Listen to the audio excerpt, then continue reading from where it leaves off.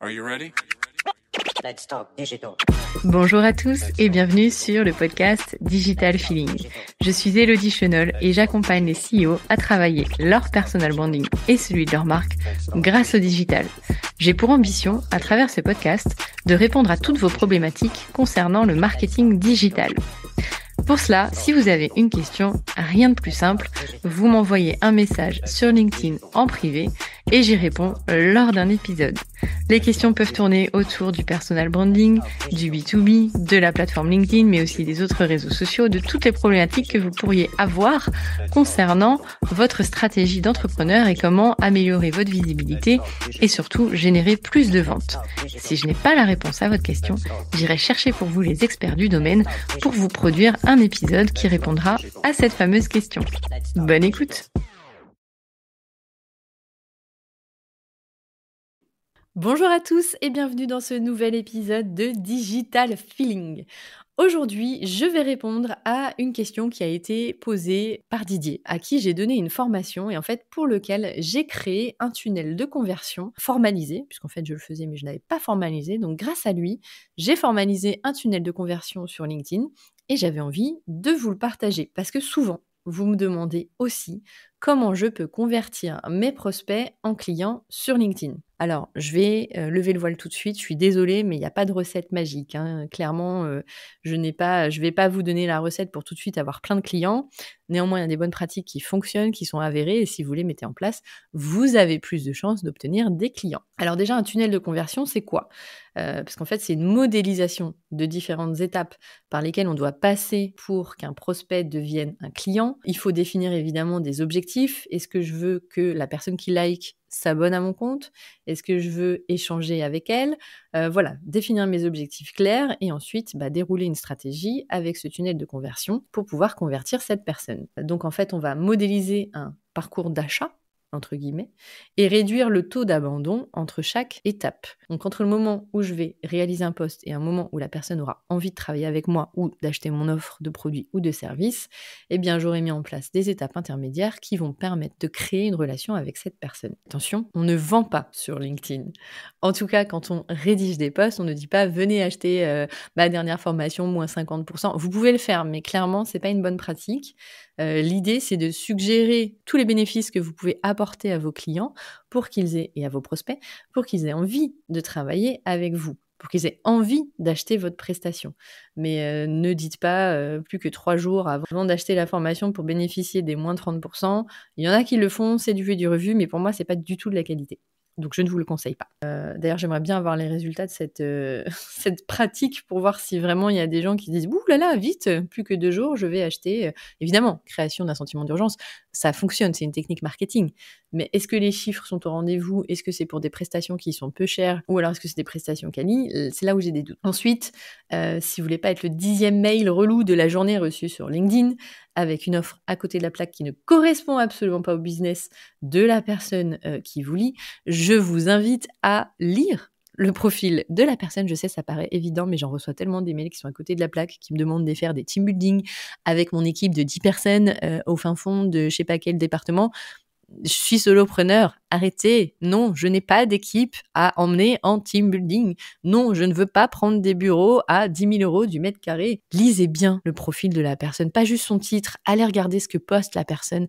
Allez regarder ce que dit la personne pour pouvoir proposer quelque chose qui soit en adéquation, en tout cas, avec à minima son profil. Et donc, je vous propose une approche qualitative, vous l'aurez compris, où on va vraiment se positionner sur apporter de la valeur à son prospect. Ça peut être du qualitatif dans une démarche commerciale, évidemment, puisqu'on est ici pour générer du lead, mais on est ici pour générer du lead de façon subtile et pas comme un bourrin, si vous m'accordez l'expression. Évidemment, une stratégie qui fonctionne pour un contact ne fonctionne pas forcément pour un autre contact. Ça va dépendre de la situation de la personne, du poste de la personne, de ce qu'elle propose. Donc ne vous dites pas « Ok, super, on m'a donné un tunnel de conversion, je le mets en place pour tout le monde ». Non, vraiment, prenez le temps de regarder à qui ça peut s'adapter. Ensuite, ne mettez pas en place cette méthode si vous n'avez pas donc regardez le profil de la personne, définissez si cette personne fait partie de votre cible idéale. On n'est pas là pour cibler tout le monde, ça n'a aucun intérêt. Vous le savez, je le répète souvent, mais parler à tout le monde, c'est ne parler à personne. Donc vraiment, définissez en amont avec qui vous avez envie de travailler. Et si cette personne ne rentre pas dans la cible idéale, ne perdez pas nécessairement du temps à essayer de la convaincre, puisque finalement, si jamais ça aboutit favorablement, vous ne serez peut-être pas très heureux de cette collaboration. Donc définissez vraiment votre cible idéale. Ensuite, est-ce que la personne pourrait être intéressée par votre offre? Un fameux What's in it for me? Qu'est-ce que ça va lui apporter? C'est quoi les bénéfices? Donc là, il faut que vous sachiez déjà en amont, que vous avez fait des recherches et que vous avez fait de la qualification pour voir si vraiment vous allez apporter quelque chose d'important à cette personne. En tout cas, qui va faire qu'elle va se dire oui, j'achète et oui, je veux aller plus loin dans la relation avec vous. Et une des pistes qui peut être exploitée, c'est de regarder si elle utilise déjà des produits ou des services de concurrents.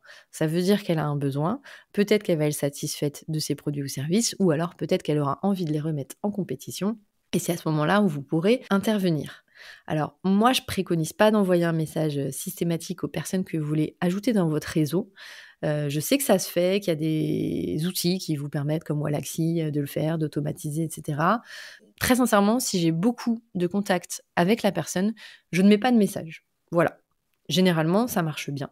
Il y a même une étude qui montre que vous avez plus de chances de ne pas avoir de suite si vous laissez un message dans votre demande d'ajout que si vous ne mettez rien. Parce que si vous mettez un message qui tombe à côté de la plaque, si vous paraissez trop commercial, si pour une raison X ou Y, la personne ne comprend pas ou ne veut pas ou n'est pas en accord avec ce que vous lui proposez, eh ben, ça peut potentiellement amener à un refus. Alors que si vous ne mettez rien et que vous avez plein de personnes en commun, bah, potentiellement vous dites « Ok, on fait partie du même réseau, j'accepte ».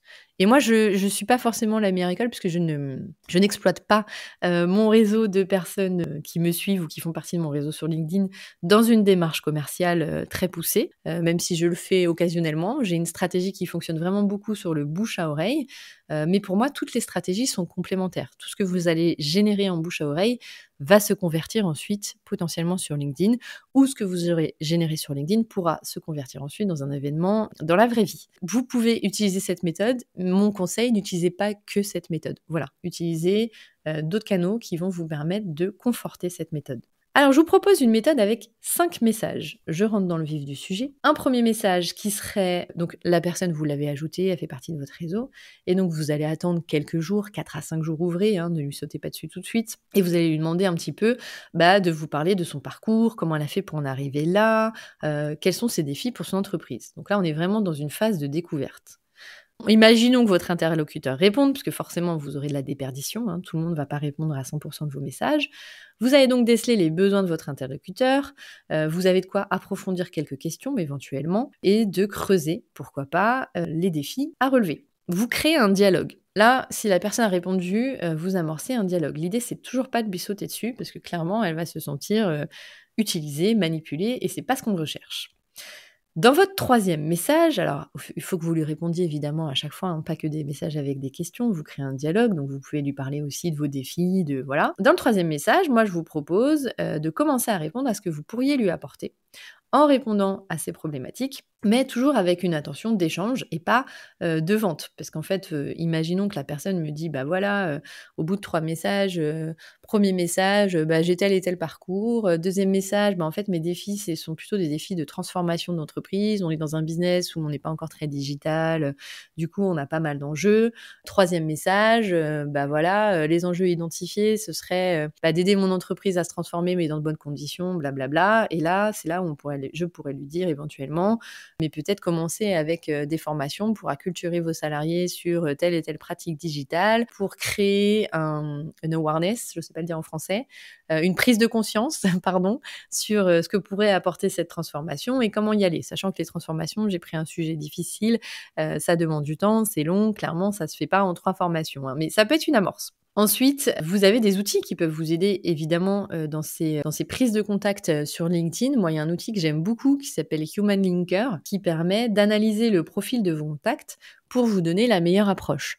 Si vous êtes un peu timide ou si vous ne savez pas comment le faire, c'est un outil qui repose sur de l'intelligence artificielle et qui vous propose d'avoir les meilleurs arguments pour contacter la personne et qui scrolle en plus son profil avec ses derniers posts, donc qui vous permet d'avoir du contenu frais sur ce qu'a dit la personne. Ça peut être une aide, voilà, pour générer des messages qui auront plus d'impact. Moi, je l'utilise aussi beaucoup en analyse de profil, parce que j'aime beaucoup cette partie avec mes clients pour voir justement leurs forces dans leur profil LinkedIn et puis après leur proposer des axes d'amélioration. Ensuite, dans le 4e message, parce que n'oubliez pas que j'étais sur 5 messages, donc dans mon 4e message, là, l'objectif, c'est clairement de déclencher un rendez-vous avec votre interlocuteur. De par ce que j'ai pu voir, je vous conseille très sincèrement d'essayer de le provoquer dans la vraie vie. Parce que les appels Zoom, vous n'allez pas déclencher la même chose, vous n'allez pas générer la même relation. Donc ça vaut le coup, si vous sentez que la personne, il y a un réel potentiel, de se déplacer et d'aller voir la personne. Ça va générer une relation de confiance encore un peu plus forte. Et puis, vous allez déceler aussi de votre côté si vous avez vraiment envie de travailler avec cette personne. Si ce que vous proposez correspond bien à... Normalement, vous l'avez identifié, que ça correspond bien à ce que vous proposez, mais bon, ça peut permettre d'aller peut-être même encore un cran plus loin. Vous aviez envisagé une formation, finalement, il y a besoin de consulting pendant 2 mois pour accompagner à la transformation. Voilà, ça peut être d'identifier tout ça, puis d'identifier le budget, évidemment, potentiel de votre contact. Une fois que vous avez déclenché ce rendez-vous, c'est pas d'y aller en vous disant « mais je vais tout vendre, c'est super, je vais lui vendre ma solution, etc. » On est toujours dans l'écoute. Indispensable, l'écoute active. On est là pour créer une relation qui va déterminer la suite de la relation et on va proposer à l'issue de ce rendez-vous, on va proposer une proposition commerciale. Mais on n'aura pas nécessairement parlé prix pendant ce rendez-vous, sauf si, voilà, il vous demande clairement quel est le prix, etc. Il ne faut pas non plus tourner autour du pot. Mais vous êtes encore sur la finalisation de ce que vous allez proposer et vous allez envoyer donc une proposition commerciale à l'issue de ce 4e rendez-vous. Et le 5e message ne sera pas votre proposition commerciale, mais une gentille relance sur le fait que vous avez envoyé la proposition commerciale et que donc vous lui demandez où il en est. Il y a des statistiques que j'ai plus en tête, mais qui montrent que si vous relancez votre client, vous avez plus de chances de déclencher des business, parce qu'il y a beaucoup de personnes qui envoient une proposition et qui ne relancent pas. Moi, j'ai décroché des clients au bout de 3 relances. Donc, n'hésitez pas vraiment à relancer. On vous a demandé une proposition commerciale, vous avez passé du temps à créer cette relation, à la définir. C'est pas un dû, évidemment, la personne n'est pas obligée, mais de relancer, alors pas de relancer tous les jours, évidemment, il faut laisser des laps de temps, il faut faire ça en bonne intelligence, mais de relancer les contacts va vous permettre potentiellement de déclencher du business. Et 3 relances, c'est la moyenne générale qu'il faut pour déclencher un business. Donc vraiment, une fois que vous avez créé cette relation, que vous avez identifié les besoins, que vous avez envoyé votre offre, si le client ne répond pas, ça peut être pour 1000 raisons. Soit il a plus le budget, bon, ça sera peut-être reporté. Soit finalement son besoin a évolué. À vous peut-être de proposer quelque chose qui va changer aussi. Soit il est parti en vacances et donc il vous répondra quand il rentrera de ses congés.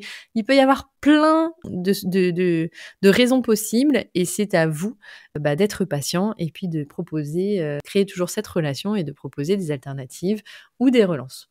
Voilà, j'espère que cette méthode va vous éclairer sur une prospection en douceur, mais qui peut être efficace et qui va vous permettre de mettre en place donc un tunnel de conversion sur LinkedIn pour vous générer plus de leads. Je vous dis à bientôt, merci d'avoir écouté cet épisode et n'hésitez pas à me dire ce que vous en avez pensé dans les commentaires. À bientôt. Thank you. You're welcome. Let's talk digital. J'espère que ce podcast vous a plu.